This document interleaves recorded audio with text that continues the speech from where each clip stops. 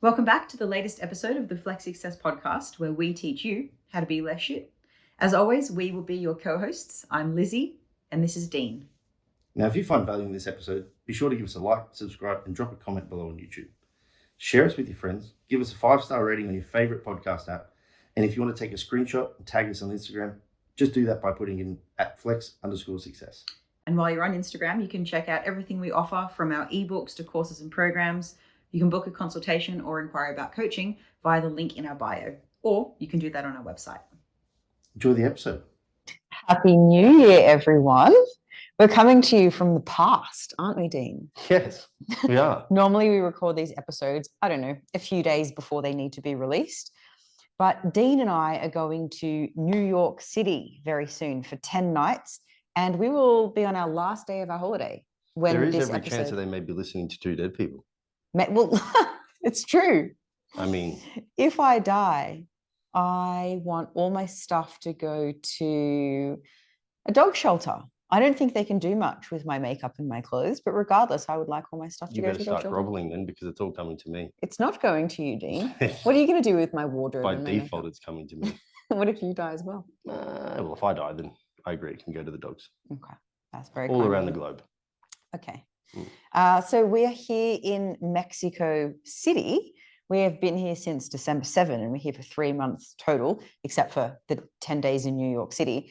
And we are recording this a few days before Christmas so that it's ready to go when we're on holiday. Well, when we're on holidays. Yes. Okay, can't even talk. And when you were all ready to listen to the fantastic advice we were about to give you. Yeah, we thought we would go with goal setting today because people set goals all the time. But if there's any time of the year that people are setting goals, it's early January. So we thought we would take you through. It was a bit difficult actually to put the notes together for this podcast. We're going to take you through 5 elements of goal setting today. I actually have like 15 to 20 elements written down.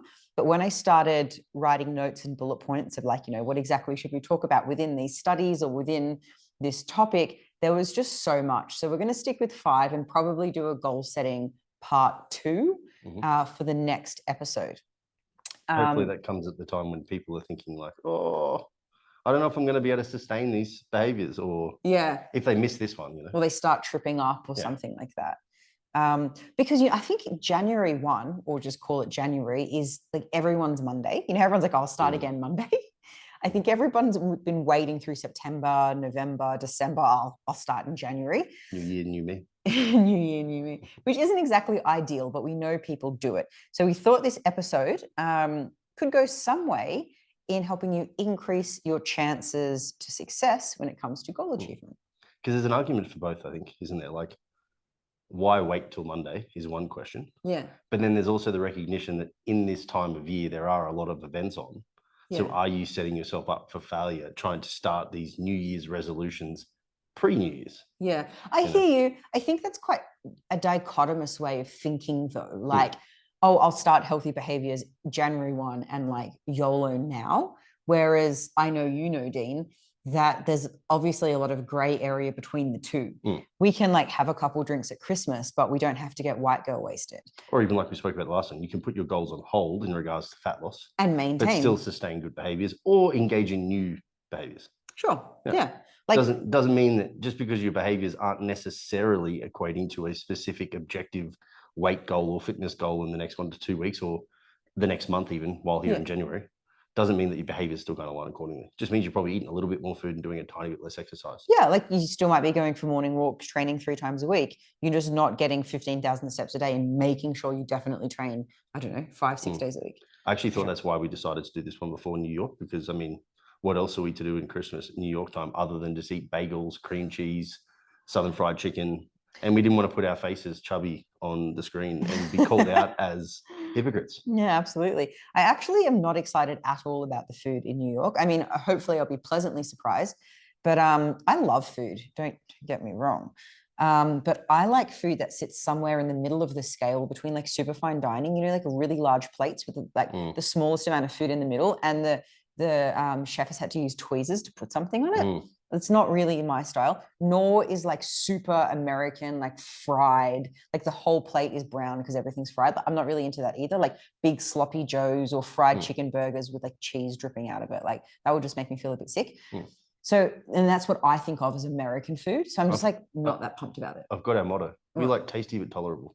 Tasty but tolerable. Okay. I also think it's good to not be excited by food when you go to a place. I think it's good to be interested.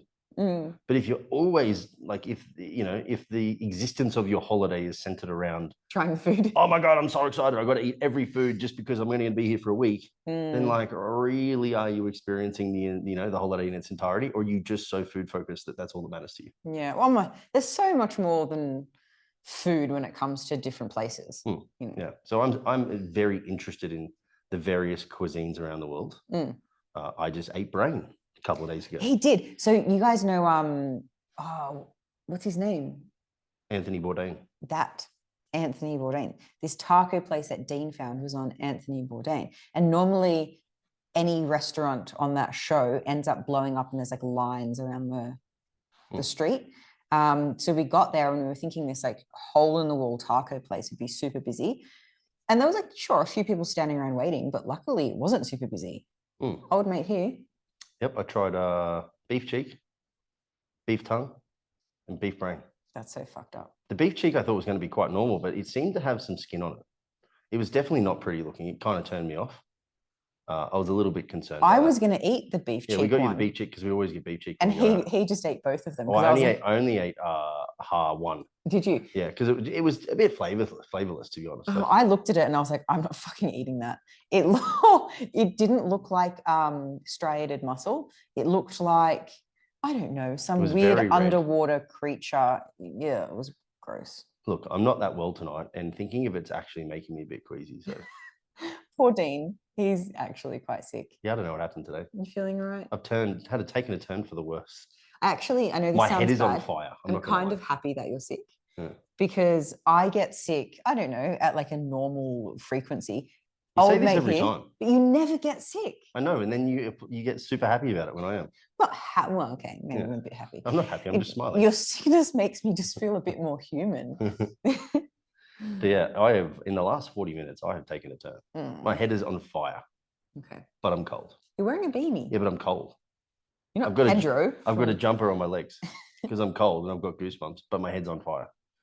It makes me feel a little bit more, like when you feel a bit vulnerable, you just want to be wrapped up in a blanket. Yeah. Yeah, the beanie's doing that. So let's get this show on the road, you condescending. Oh, I'll do most of the talking.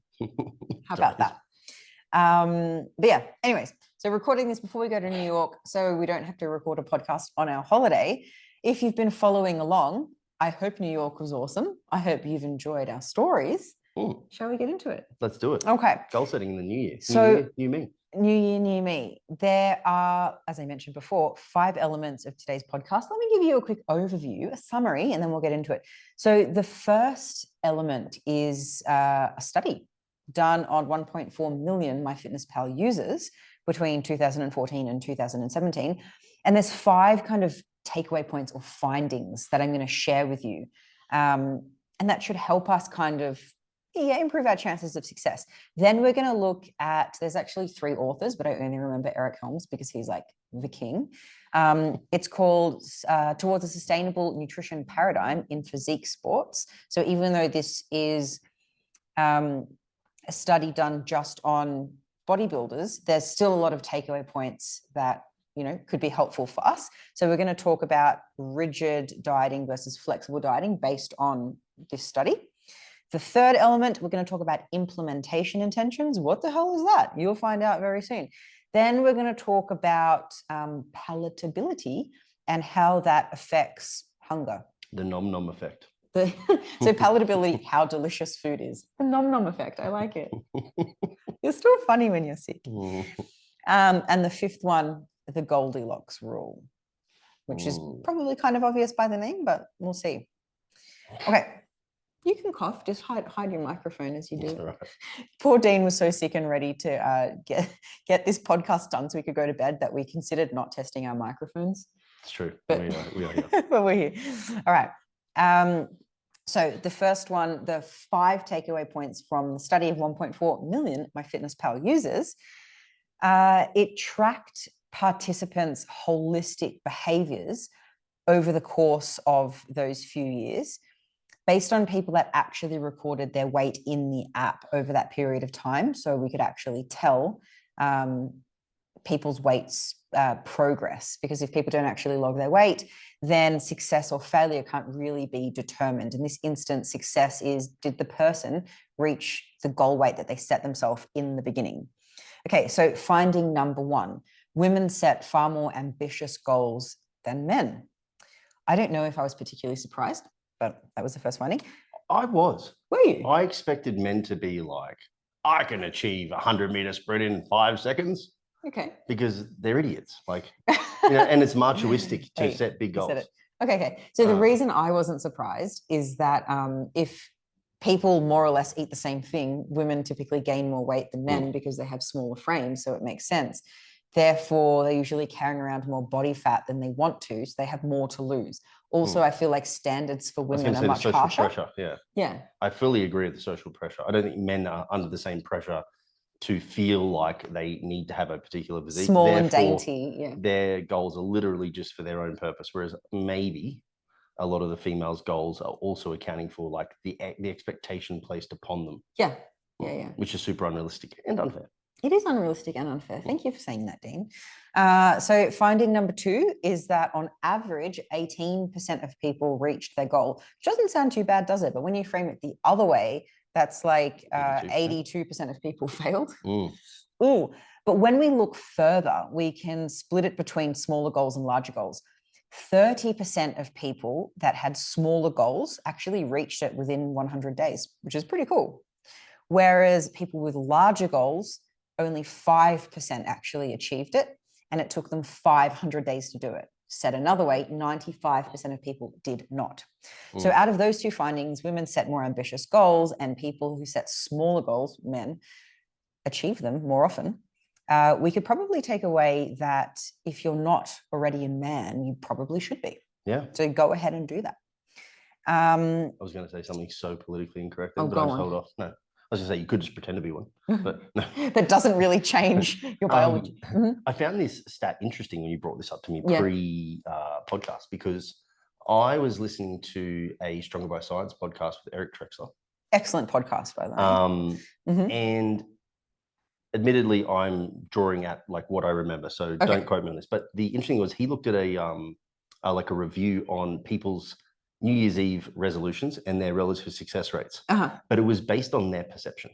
Okay. Whereas this is based on. I just read this one. Yeah, this is based on their objective success. As in, did they hit their weight goal based on their application? This is a number on the scales. Yeah. And in the first 6 months, 45% of people perceivably said that they were still maintaining and succeeding at their goals.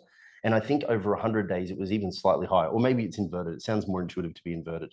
But it was around about, basically the rule was after about 12 months, if you set New Year's resolutions, 50% of people are under the presumption or the expectation that they've been successful at their goals. Yeah.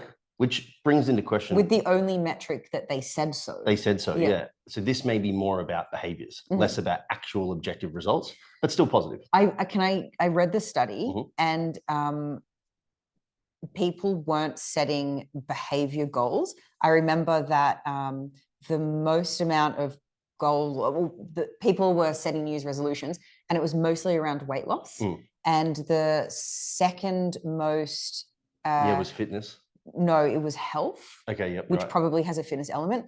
And people, the third most common goal that people had was eating. Yes. But I was thinking perhaps because it's so vague, people might be like, I was pretty successful in health, in eating. Like, what is that? That is so vague. Whereas like this is actually quantifiable. Yeah, that's why I find the contrast between the two quite interesting. Your perception of success versus, at least in talking the objective weight off by X date perspective, are vastly different. But part of what we always talk about is behavior change. And, behavior change is just as important as the objective goal. We even said this at the very beginning of this podcast. Perhaps if your behaviors are good, they can start prior to New Year's. And that's still a successful outcome. It's just that the outcome, the end goal, the very specific objective goal of X weight off in X time or whatever it may be, may get delayed because of New Year's events and stuff like that. Yeah. Okay. Yeah, interesting contrast. That study also made me think like, okay, sure. People said that health was their New Year's resolution, but is that sort of weight loss for purposes of vanity masquerading as health? Like, I don't know. Or there's a perception of if I look a particular way, it means I'm healthier. Yeah. But I mean, you could do the potato diet and get lean, you know. Yeah, absolutely. So like all of this conversation, there's a lot of nuance to this, and that's why it's important to have conversations on podcasts as opposed to reading single line posts. Yeah. Because it's very easy to say, you know, we can be successful, healthy at every size, but that requires a lot of nuance. Yeah. Yeah. Okay. Yeah. For sure. The third finding in this study out of the 5 findings was that this one actually is so interesting, is that success or failure is predicted with a 79% accuracy within the first 7 days based on people's behavior within the first week.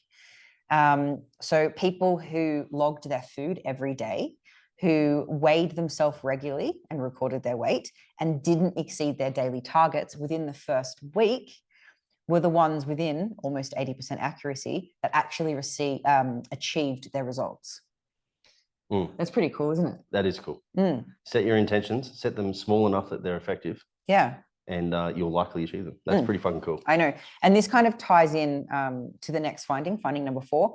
High levels of ongoing self-monitoring was positively associated with higher success rates. So I feel like the takeaway points between finding 3 and 4 is that continuing high levels of self-monitoring. So it could be weighing yourself if that's a head fuck for you. It could be something else entirely. Maybe recording your daily steps, setting yourself a minimum daily step target and actually doing it. Even simple things like probably minimum fruit and vegetable target, because we know that if people are going to fill up on those, and we'll probably talk about this later, that the likelihood of a reduction in calorie intake is probably going to occur too. Just intuitively. Yeah. Because once you fill up your plate with vegetables, like the chips just fall off the plate because there's only so much room, for sure. So set meaningful goals, make them small, implement those strategies that you have immediately, sustain them for at least the first week. And really the commit in the first really week. commit. And then as long as you're sustaining at least some of those babies, you're probably going to do pretty fucking well. Absolutely. Come through 6 to 12 months down the track. Yeah. And the 5th lesson is that motivation matters. So this one surprised me, actually. The people who put down a motivation to fit into clothes were the most successful group. But actually reading the details of this paper, it's not like people were given a blank piece of paper to say, like, write down why. They were given tick boxes. Right. So, you know, maybe fit into clothes actually means to feel more confident in my clothes because confidence is a value of mine, or I don't know, something like that. But I think the point that we can take away from this 5th and final point is that we need to find a motivation that's truly important to us. Because just doing it because, I think I should lose weight or I want more likes on Instagram probably isn't going to cut it for more than a week. Yep. For sure.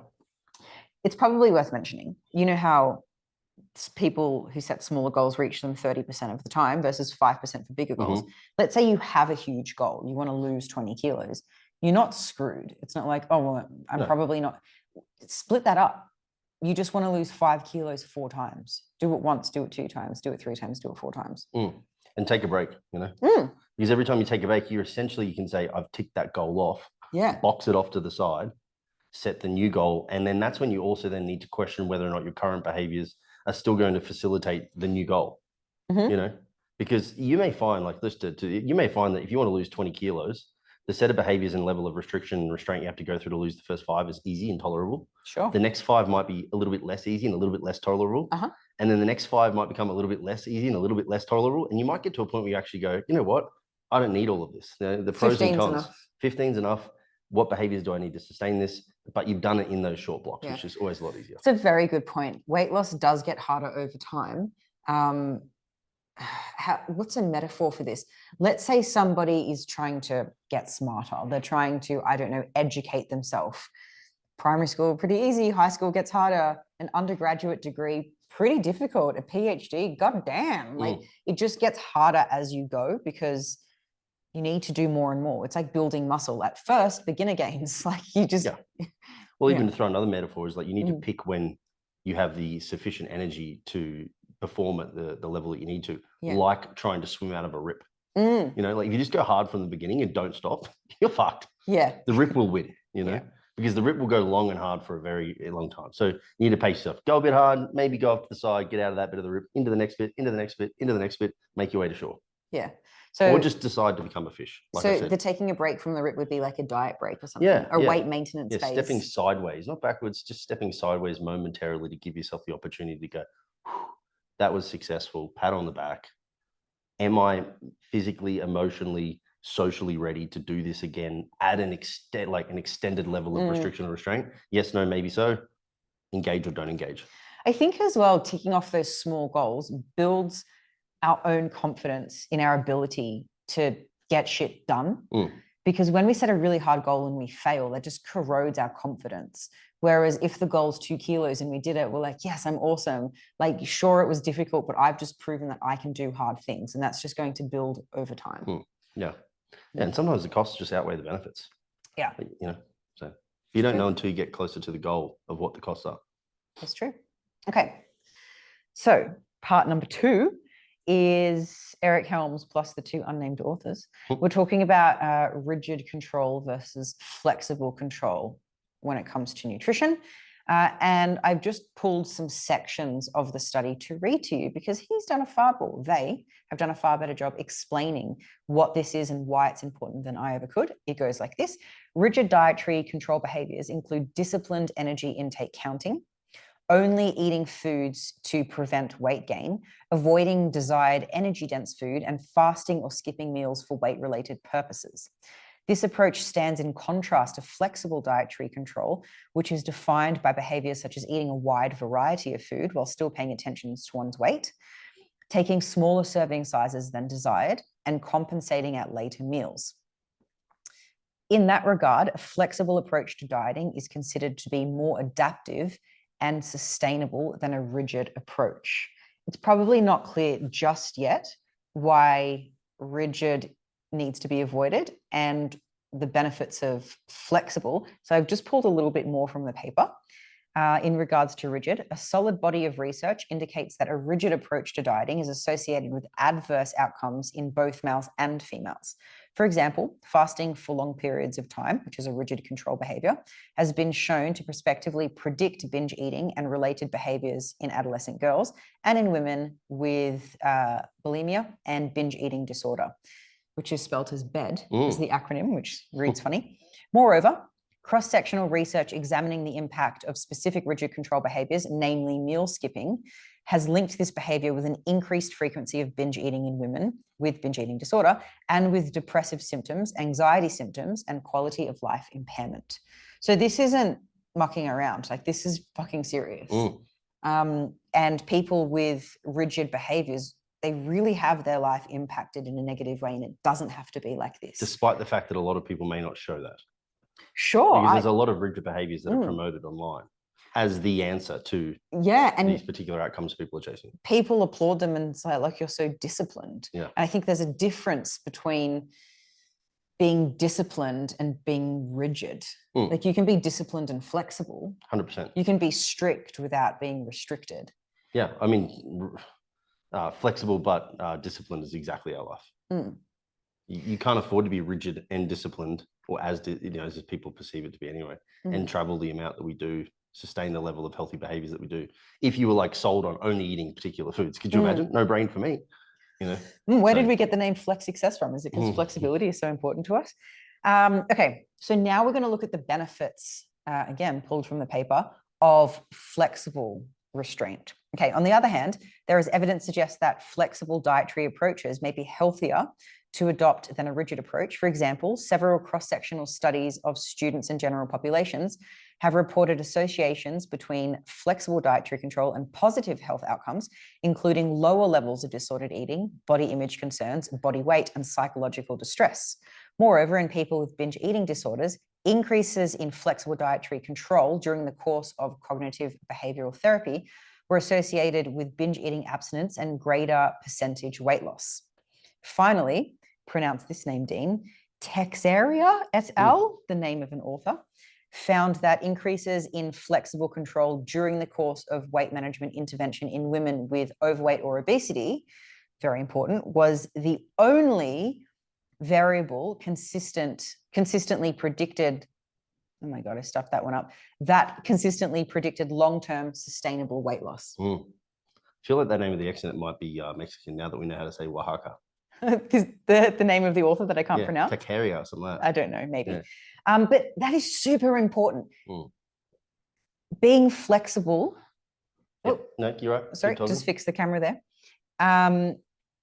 Was the only variable to consistently predict long-term sustainable weight loss. I think that is so huge. It's huge. Yeah, and let's not forget that flexibility makes life more enjoyable because it means that you can choose more or less when you eat. You can be flexible with food timing. More or less what you eat, you can be flexible with your choices. Yeah, it decreases that potential anxiety, of, oh my God, I can't get my meal in, or oh my God, I can't eat this food, or what do I do? It completely, or not completely, that's not fair, but it drastically decreases the pressure that you can place on yourself to adhere to a particular, rule as opposed to a framework. And we're not talking here about intuitive eating. We're not saying that intuitive eating, kind of eating to your hunger cues, eating what your body tells you. We're not shit canning it. We're just saying it's not the same as flexible restraint. Because here we're talking about a weight management approach. We're still trying to manage our weight or our physique in some way, just with a more flexible approach. Whereas intuitive eating is a weight neutral approach. If you gain weight, you gain weight. So what? If you lose weight, you lose weight. So what? It's more about a self-care framework. So they're very different. But the point is there is ways to manage body weight without being rigid. And there's very real and important reasons to do that. Yeah. Similarly, it doesn't mean that as a flexible, by showing flexibility, it means that you can just have flexibility in food variability, but you're so rigid in accuracy of measuring everything. Like my classic story we've told on this before about measuring parsley back in the day. Like that's not flexible, at least not in the mindset.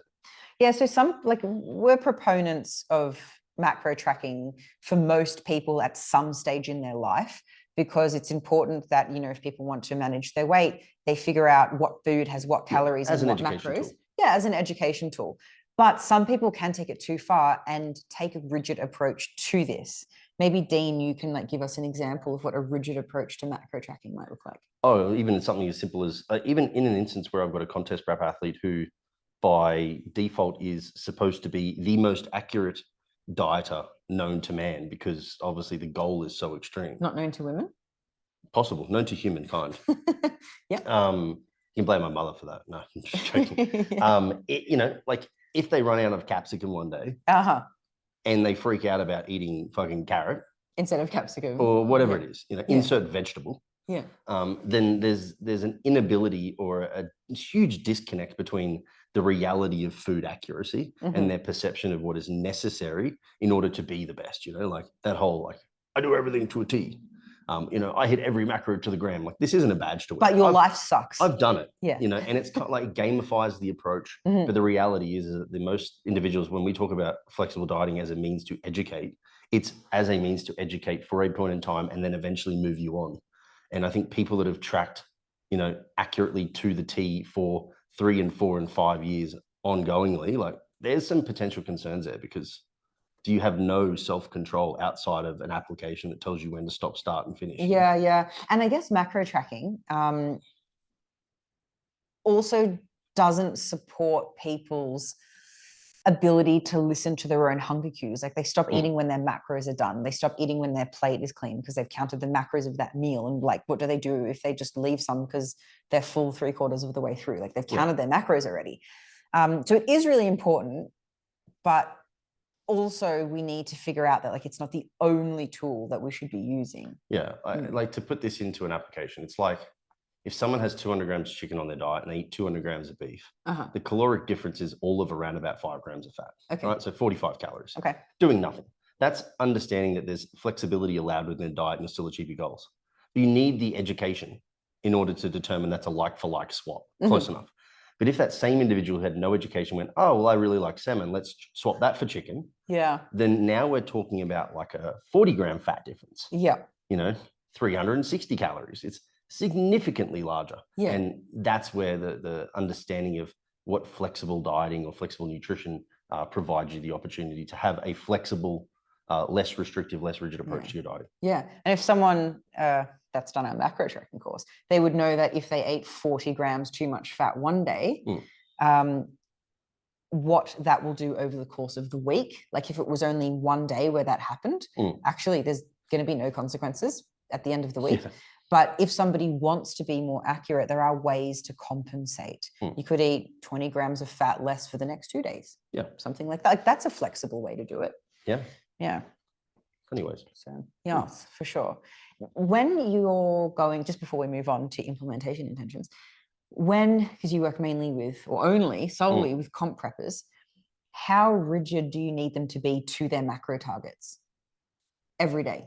Most of my crew will follow a diet for the majority of it, but it's a diet that they've chosen that's relatively flexible, at least in food variability. But then some guys will change a meal or two. Most of them are doing it honestly just for the simplicity of taking another decision away from them, from a decision fatigue perspective. It's less to think about.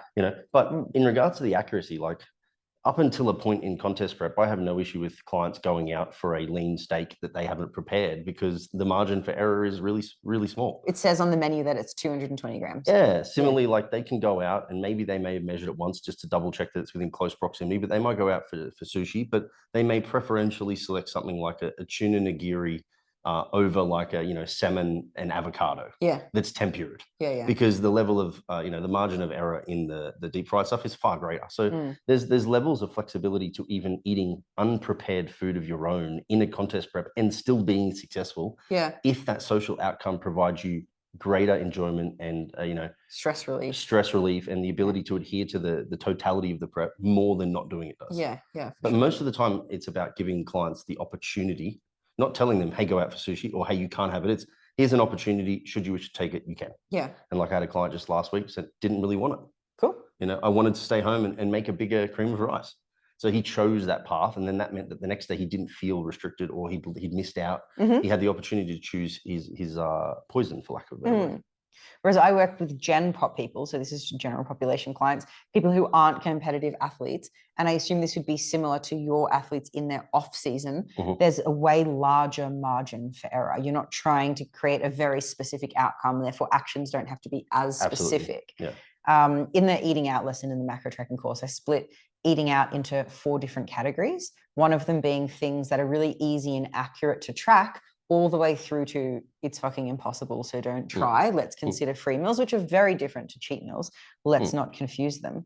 So if you want to learn more about eating out, maybe check that out. Yeah, and pretty much like my clients will go through phases of that in that macro tracking course in the off season. Varying degrees of expected accuracy, let's say. Yeah. Whether it's a protein calorie target, whether it's a free meal, where they have a calorie allotment. If they eat over, they eat over. If they don't, they don't. I don't care, so long as their behavior is aligned with their values. Like it's all of that sort of general discussion that we have around food and managing that sort of holistically, I guess you could say, as opposed to very specifically about you must go out for 24 sushi rolls. Okay. Summary. Don't be rigid. Full stop. In anything. Be flexible. Still have a framework. Have boundaries. Maybe protein and fruits / vegetables in every main meal. What that is will chop and change. It might be chicken, it might be prawns, it might be egg whites, it might be something else. But it doesn't always have to be at the same time, cooked the same way, Yeah. Yeah. Implementation intentions. Do you do this with your clients? Implementation intentions? Yeah, for sure. You do? Yeah. Cool. So what is it? It's basically when we help a client or when you yourself set intentions for how you're going to implement something. So an example of a vague expression of a goal would be like, I want to exercise more. I want to get fitter. I want to improve my sleep. Yeah, I want to improve my sleep. I want to feel better, get leaner. Like, okay, cool. I want to have a glow. I've never had anybody say that to me. Me neither, actually. Well, maybe I should call someone out. See if they listen to this podcast. Go on, what's Jared Hall, your skin's never going to glow, mate. Just give up. Does he say he wants he's never. Why are we picking on Jared Hall? Oh, because he's got good banter. Okay. I know I wouldn't have hurt his feelings, He picks on me for having no back, so I'm just going to say, your skin's shit, you're a white boy. and you're never going to glow. I think you glow, Jared. You're beautiful. His personality shines through. I'm not going to lie. Does Jared have a pet? He does, and he has just taken up, his pet has just taken up posing practice for Jared. He's now his coach. He made his first debut in his photos this morning. Oh, I love it when pets get in He appeared out of photos. the bottom corner. Jared put up this photo, which he's now tag flex in. If you want to go check out Jared, guys, he tag flex today. It's like in a semi-relaxed. Dean, we're recording this like 2 weeks before it goes so like a week ago. Jared's not a big poster. You know? Okay, all right. But it's a semi-relaxed, about to hit a rear double bite or rear lat spread, and he looks as wide as a house. Okay. And he looks great. A house is white? As wide. Oh, wide as a house. You know, not a house in Europe. We're talking like a Queenslander here. Okay. And he put it in there. It's not a pose. And I'm like, I know you put this in here because you think you look fucking good. And you do, but don't pretend like I don't know what's going on here. But thank you for the dog. I saw the dog last minute. What's his dog's name? He did mention it. I forget. Oh, for the competitive athletes, we have a Discord group, and I created a channel in there called Flex Pets, and it's where everybody puts up photos of their pets, and I love the chat for that section. So anyway, yeah, wanting to glow, not a suitable goal. I'd rather just talk about pets for the rest of the episode. Yeah, I may die by the time we make it there. Are you feeling okay? I'm pretty rubbish. Okay, all right. I'll move on with it.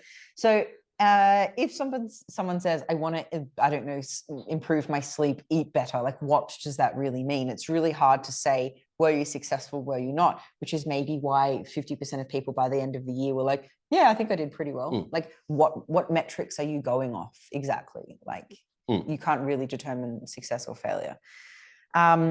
Implementation intentions mean you get more specific. So if it's, I want to exercise more, we'll look at the when, the what, and the where, and you're more likely. So when, Monday, Wednesday, Friday, before I come home from work, I'm going to exercise.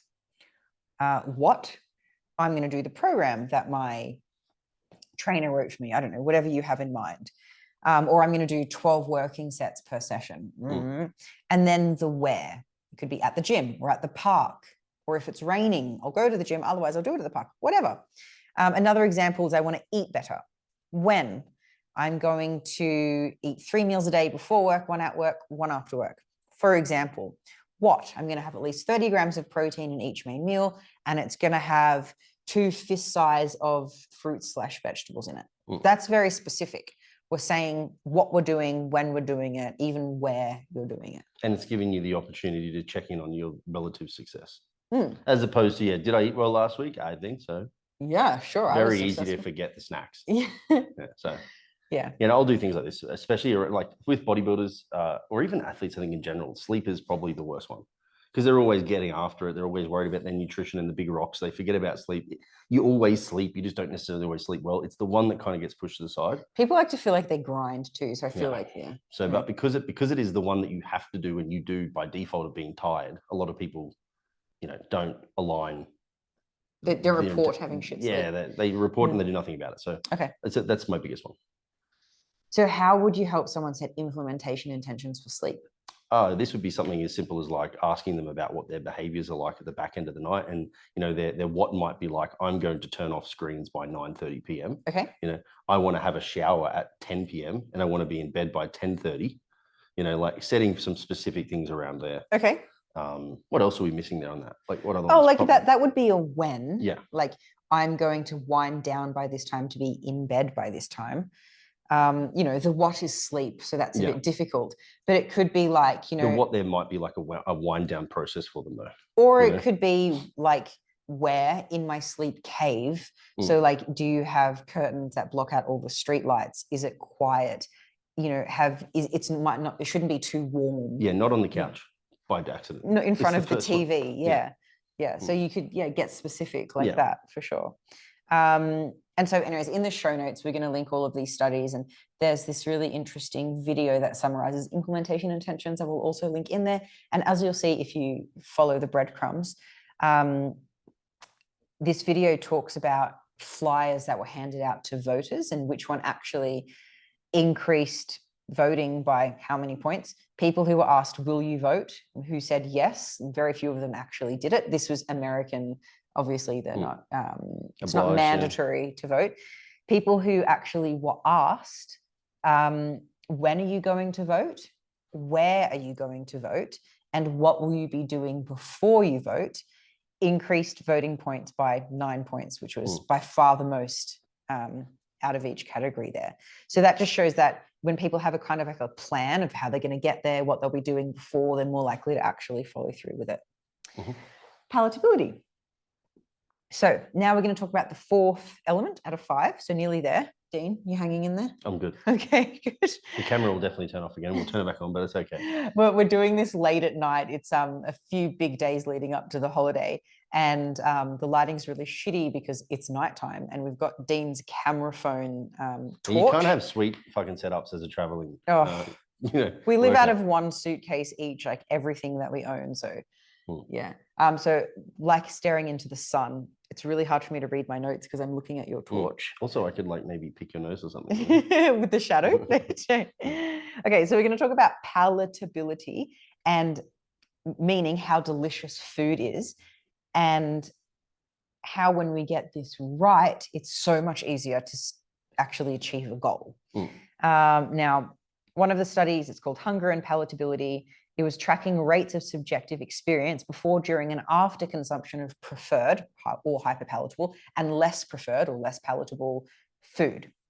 And it's actually a very interesting study, but just to summarize it super quickly, when people were shown food that they highly preferred, call it pizza, ice cream, really palatable foods, they had a much higher desire to eat. And this desire to eat continued while they were actually eating. So while people were eating less desirable food, when they were eating, they didn't have a particularly high desire to eat. So it was easy for them to stop. And then when we look at rates of hunger after they've eaten, the people that ate very delicious food versus not very delicious food actually didn't show a difference in hunger 1 hour after the meal. But when we look at 2 hours after the meal, the people who ate preferred food or very delicious or hyperpalatable food were significantly hungrier and had higher desires to eat than people who ate less delicious food. Now, I don't find this particularly surprising because if I'm eating like plain boiled white potato, I don't really have a particularly high desire to eat. It's probably not going to trigger more cravings after the meal because it wasn't that great. If I'm eating pizza, I want to eat more of it. I want to eat it again sooner. I can eat pizza until I can no longer eat pizza. You love pizza. You know? Yeah. I can't eat plain potato forever. No. That's what I just had for dinner with pan-fried chicken snitty. Yeah.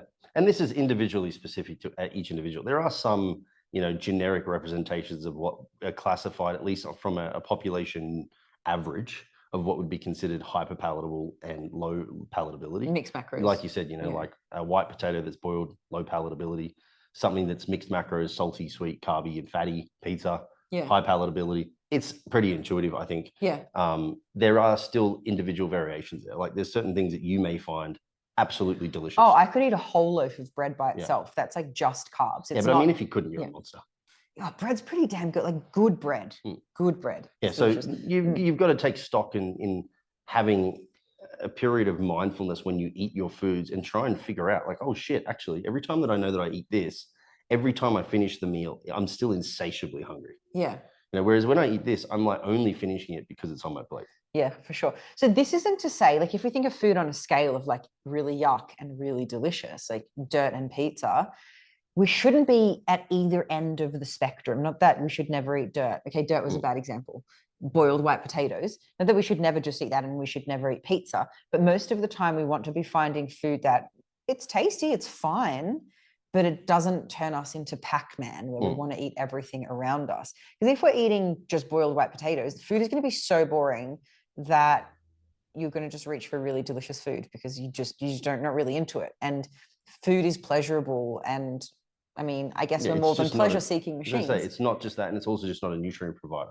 Yeah. You got to try and find the happy medium. Food is more than fuel, for sure. Now, how this ties into goals and appetite is this. We're talking about the hedonic staircase of dieting now. If Dean just ate to his hunger cues, he probably would stay ridiculously lean or lose weight because he's not a particularly hungry guy. Whereas if I just ate based on how I felt, I would definitely be at significantly higher body fat levels than I am. So it would make sense that Dean eats more delicious food so that he maintains a healthy level of body fat or a higher body weight. For me, it makes sense that I eat less delicious food. So I'm not stimulating an already very healthy appetite. And it's easier for me to eat less. So I would definitely not suggesting that you should always eat low palatable foods or always high palatable foods. It depends on your appetite. Now, if Dean was trying to lose weight, what would you be doing? The opposite. So low palatability foods. Because it's or easy to palatable eat. enough, yeah. Palatable enough that I can enjoy it, but not so much that I'm reaching for. Yeah. And if you were trying to gain weight? It's the opposite again. Like I'm going for hyper palatable foods because it's easier to get in. Yeah. Yeah. Because I do have a relatively low appetite, you know, comparative to some individuals. Yeah, yeah. Maybe we should quickly, before we move on to the Goldilocks rule, the very last point, we could talk about palate fatigue. Like in a gain phase, if the goal is a gain phase. Yeah. I mean, yeah, sure. Like if you want to eat an abundance of calories, it's typically going to be advantageous for you to take what we'd classify as a multi-sensory approach to your meals. If you were to eat the same flavors and the same textures repetitively over and over and over again, while trying to also consume a large intake of calories, there's going to be a point in time where your palate becomes fatigued, for lack, hence the terminology, where it's just like, I have no drive to eat. There's no sensory feedback going to that brain to then say, hey, release those hunger hormones and make me eat, So in those instances, you need to kind of try like short circuit the brain's hardwires in order to, for lack of a better term, trick it into thinking that you're not satisfied. And the way you would do that would be like having maybe like a savory meal finished with something sweet. Everyone knows the dessert stomach. We see this quite regularly. If you give somebody the opportunity to eat like an ice cream after a savory meal, they can eat an abundance more calories, even though they may be full. Yeah, or even different textures, like a yogurt with something crunchy on top. Yeah. Muesli, I don't know, toasted nuts, something like that. My go-to always, like when I'm talking about, like, because I have a lot of guys that have to eat a ton of food. Like I have one guy at the moment who's on 7,800 calories. And it's build a meal that's pretty much like rice, vegetables, fruit, meat, some sauce to get some easy calories. And then when he finishes that meal, which is usually going to be somewhat savory, have 2 muesli bars. Okay. Because the muesli bars are insignificant in volume, but they're a new flavor, they're a new texture, and they kind of just go down. And they're very calorie dense. Yeah. So they're just easy additions. And that's how we play the palate fatigue game for someone like that. Yeah. And then we could take this example for somebody like me with a high appetite, but not very low calories, relatively low calories to maintain my body weight. I don't want to be switching between savory and sweet or having different textures in my meals. I want it to be good enough, but not so exciting that it triggers. Yeah. Like if I make a core that has banana with peanut butter and dark chocolate, if I eat a spoonful of the dark chocolate core and then the sweet banana with the peanut butter and then go back and forth, I can do that all night long. But if I just stick to one side, I typically go, I don't really feel like the other side. But then when I have that side, I'm like, I could eat this. So like I do that sometimes when I'm full at night and I need to get some food in, I double up on the senses. Okay. But if I was in prep, I never, ever put double flavor. I only ever did fruit, whey protein, 1 fat. Because I knew then I could just be like, all right, that was enjoyable. I don't need more. Less exciting. Yeah. So it's definitely worth considering, because I think when people decide, okay, I'm going to start losing weight now, they just go immediately to salads and all other food is out. And then when people are, off a diet, then it's all delicious food. And then we end up in this cycle of weight loss, weight regain, weight loss, yo-yo dieting. Whereas it's more like we should be turning the diet a little bit up, a little bit down, depending on what you're trying to do, but always staying in a pretty sensible middle ground when it comes to deliciousness, which I think is a better word than hyperpalatable. It's a mouthful for me.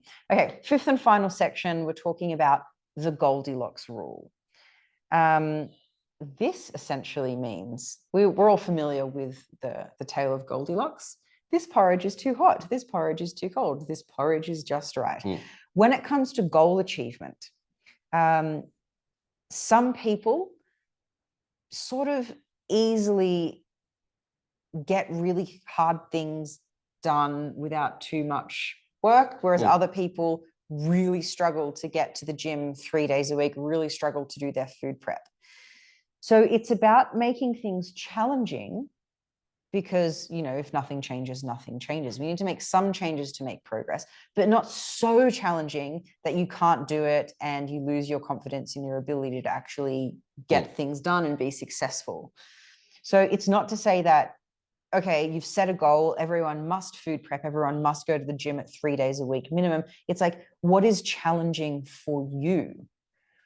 And then as that starts to become easier, set a new challenge, push the goalposts a little bit more. Yeah, don't pick something just in front of you, but also don't pick something that's beyond the horizon. You know, like choose something that's within reach. Yeah. Like right now, we're in Mexico. We've just come from Valencia. We're trying to learn Spanish. If someone's an absolute beginner to Spanish, they need to start with learning the alphabet, then learning hello.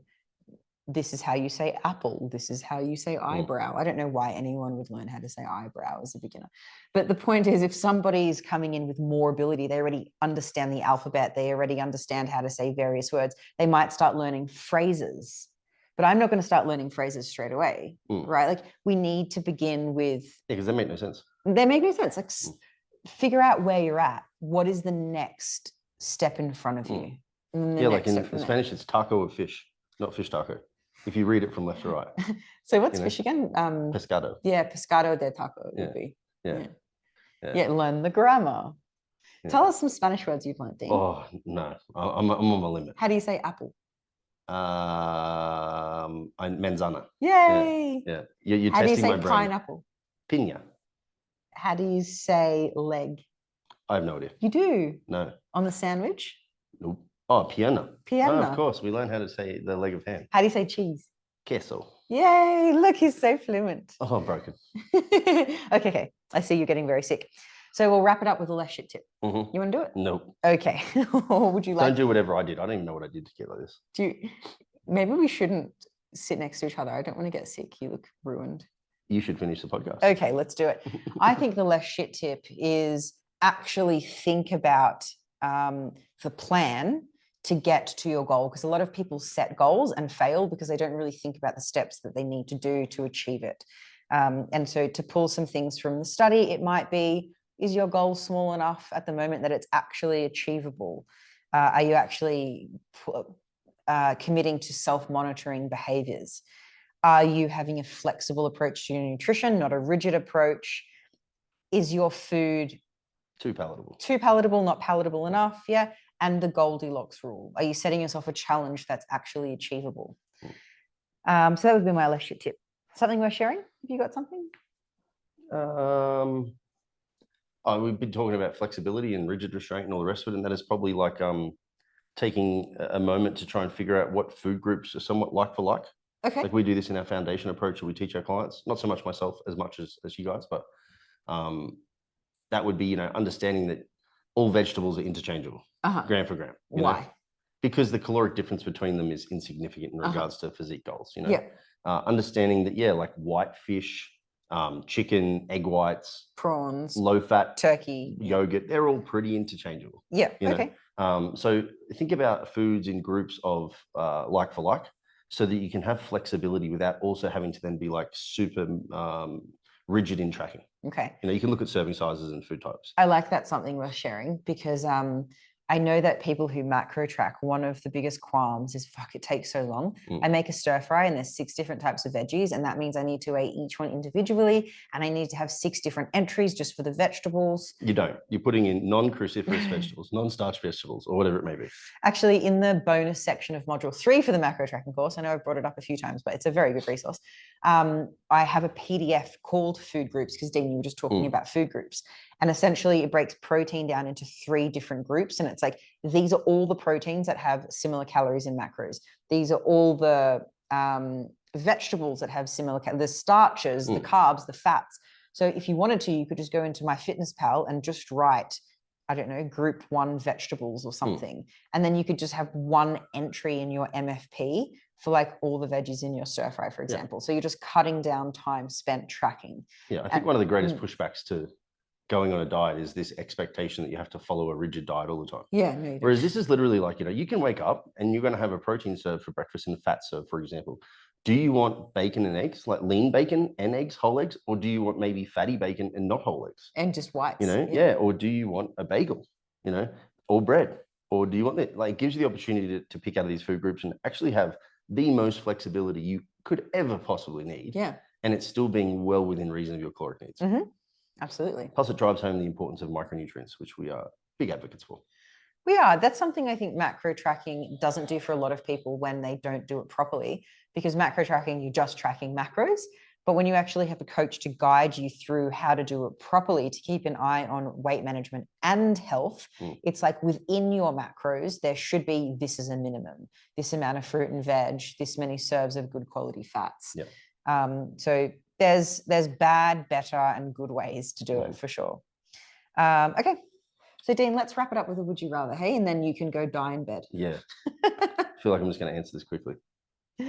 Well, maybe I'll throw a different one at you. Throw me a different one. Would you rather make weird sex noises or weird sex faces? I would rather make weird sex faces. Okay.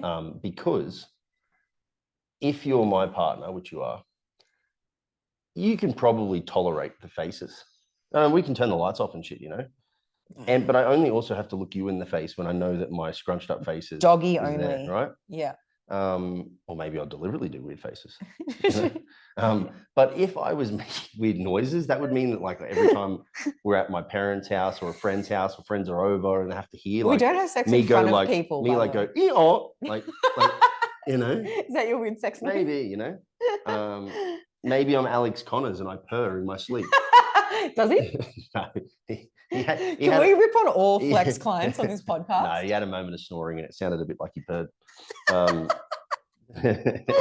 Alex. I don't mind throwing him under the bus. That's so good. I love Alex. So yeah, I'd probably go for the faces, knowing that it's weird only sex you has faces. to deal with it. All right. Cool. So if you guys want to help us out and share this podcast on social media, tag us in it and tell us, would you rather weird faces or weird noises? Maybe the people that haven't listened to this podcast yet would be like, what the fuck are they talking about? But we'll know, and that's all that matters. Yeah. And without further ado, I hope you all had a fantastic Christmas. Yeah. And a happy New Year. And that these new goals, new year, new me, are aligning with all the things we've spoken about today. And if they're not, change them up. Oh, it's never too late to make improvements. Never too late. Yeah, so. And there's actually a lot more to know about ways to increase success when it comes to goal achievement. So we will do a part 2. We will talk more about anecdote, about our experience with clients, and less about what the literature says. But yeah, we will see you in the next episode. Thanks, everyone. Yep.